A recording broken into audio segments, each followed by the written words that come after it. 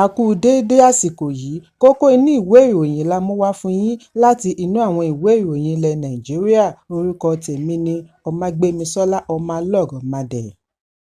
Àwọn alágbàtà epo ti ń retí epo bẹtiró tó ń jáde láti iléeṣẹ́ ìfọpo Dangote lẹ́yìn ìkéde wípé iléeṣẹ́ NNPCL nìkan ni yóò lè gbé epo jáde lọ́wọ́lọ́wọ́ báyìí láti iléeṣẹ́ wọn. Àná ọjọ́ Ìṣẹ́gun ni wọ́n ṣe ìṣíde iléeṣẹ́ ìfọpo ológun bílíọ̀nù náírà tí ó wà ní Free Trade Zone ní Lekki. Ààrẹ iléeṣẹ́ Dangote, Alhaji Aliko Dangote, fúnra rẹ̀ ni ó mú ìkéde yìí wá wípé iléeṣẹ́ ìfọpo oní 650,000 barrel lójúmọ́ ti bẹ̀rẹ̀ epo ṣíṣe, ṣùgbọ́n àwọn alágbàtà epo lábẹ́ Independent Petroleum Marketers Association (IPMAN) ṣàlàyé wípé àwọn kò tíì rí ìwé àkíyèsí gbà lórí iye tí wọ́n fẹ́ ta epo. Akọ̀wé ẹgbẹ́ IPMAN, Ukadike Chinedu, ṣàlàyé wípé Dangote ti jẹ́ kó yé wọn wípé NNPC ni yóò ṣíde epo gbígbé. Ìyàlẹ́nu ni èyí jẹ́ fún wọn, tí ó túmọ̀ sí wípé epo Dangote ní NNPC ti ń retí tí wọ́n fi kọ̀ láti yọ̀ǹda epo tí ó tó tà, látàrí wípé wọ́n ti ṣe àdínkù epo tí wọ́n ń rà lókè òkun. Chinedu ní àwọn ṣì ń retí kí wọ́n sọ iye tí wọ́n fẹ́ tà á, àwọn sì mọ̀ wípé yóò ní ipa lára owó epo nítorí NNPC fúnra wọn ti ṣe àlékún owó epo. Àpẹẹrẹ fi ojú hàn wípé ó ṣeé ṣe kí owó jálá epo wọ N1,200 lẹ́yìn ìpinnu NNPC lánàá lórí owó epo. Ọmọ orílẹ̀-èdè jí lánàá láti rí àyípadà àlékún owó epo látorí N600 sí N855 àti N918 jálá kan ní gbogbo ẹ̀ka NNPC jákèjádò. Iye tí wọ́n ń ta jálá epo tún wá ní í ṣe pẹ̀lú agbègbè, nítorí àwọn mìíràn ń tà ní N900 per litre.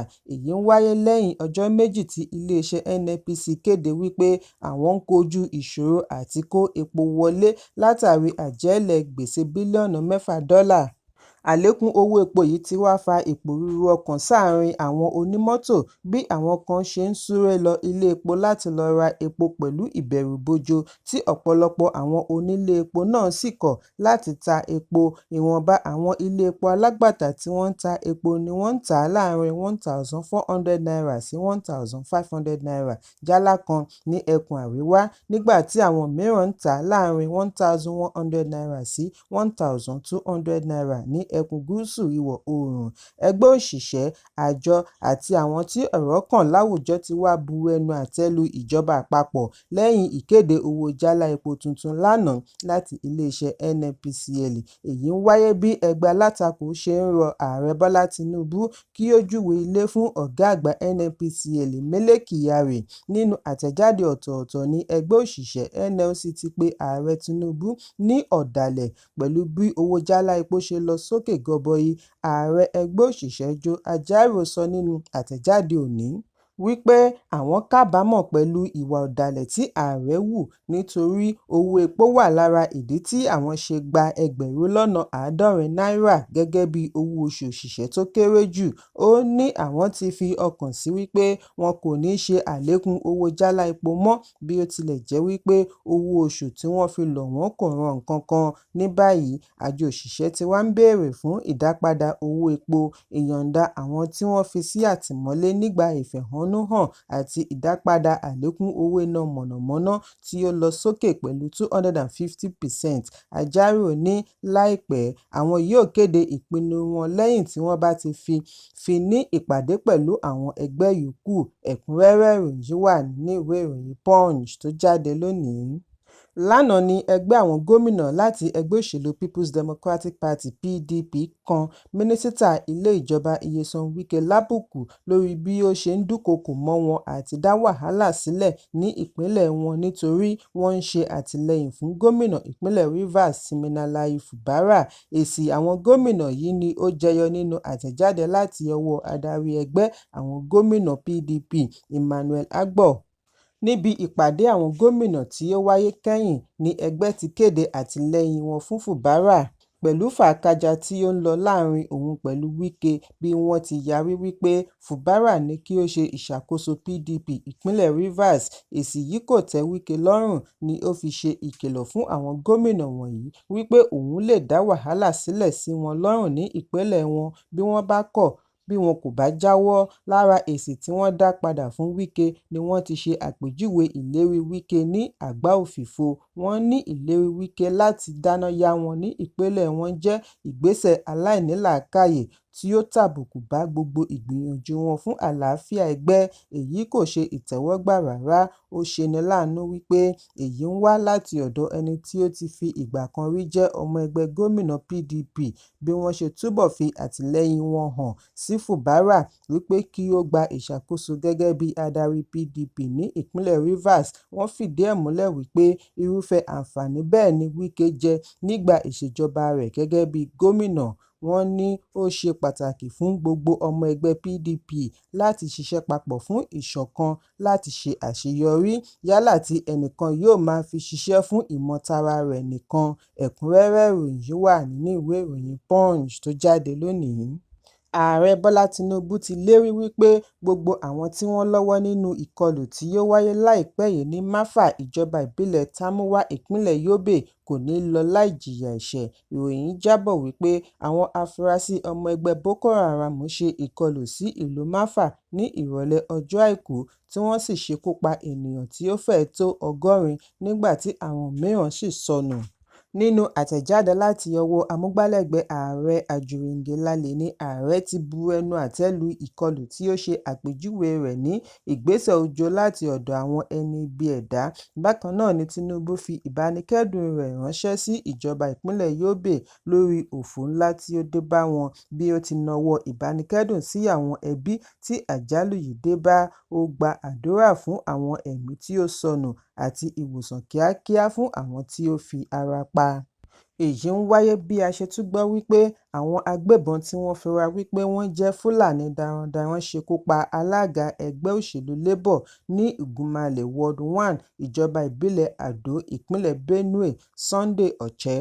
Olóògbé yìí ni a gbọ́ wípé wọ́n yìnbọn pa lẹ́yìn tí wọ́n dènà dè é níbi ó ti ń padà bọ̀ láti oko pẹ̀lú àwọn 5 mìíràn tí orí kó yọ pẹ̀lú ọgbẹ́ ọta ìbọn lára. Ẹnìkan tí ó jẹ́ ọ̀rẹ́ olóògbé yìí tí kò fẹ́ dárúkọ ara rẹ̀ sọ fún akọ̀ròyìn wípé àwọn agbébọn tí wọ́n ti dènà dè alága pẹ̀lú àwọn 6 tí wọ́n jọ lọ sóko ni wọ́n ń padà bọ̀ pẹ̀lú ọkọ̀ alùpùpù 2 láàrin aago 4 ààbọ̀ ìrọ̀lẹ́. Bí wọ́n ṣe dá wọn dúró ni wọ́n yìnbọn fún alága tí ó sì kú lójú ẹsẹ̀. Bí àwọn yòókù ṣe rí ìgbésẹ̀ wọn ni wọ́n súré ju ọ̀kadà sílẹ̀ sá àsálà fún ẹ̀mí wọn pẹ̀lú ọgbẹ́ ọta ìbọn.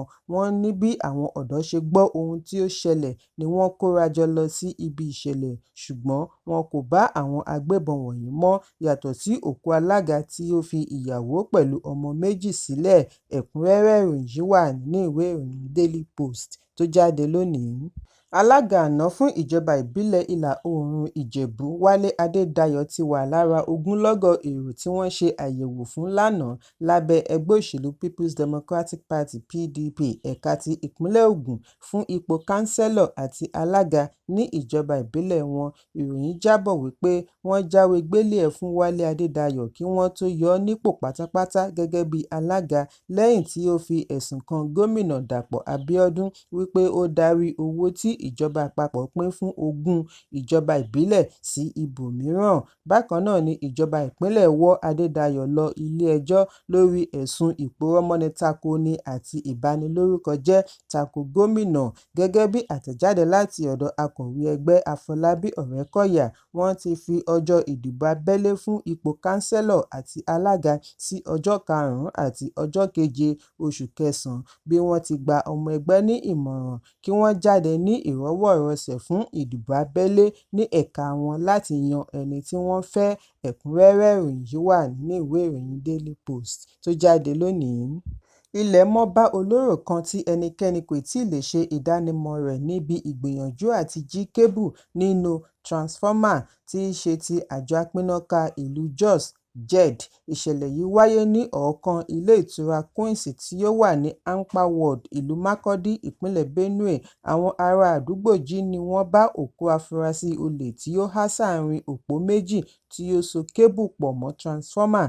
Ará àdúgbò kan tí ó pe orúkọ ara rẹ̀ ní Takula sọ fún akọ̀ròyìn wípé afurasí yìí lo àǹfààní wípé kò sí iná ní agbègbè láti ọjọ́ mélòó sẹ́yìn láti ṣiṣẹ́ láabi. Ó ní ó ṣeéṣe kí ó jẹ́ wípé iná tí wọ́n mú débá lẹ́nu iṣẹ́ burúkú yìí ni ó rán lọ ọ̀run àrèmábọ̀.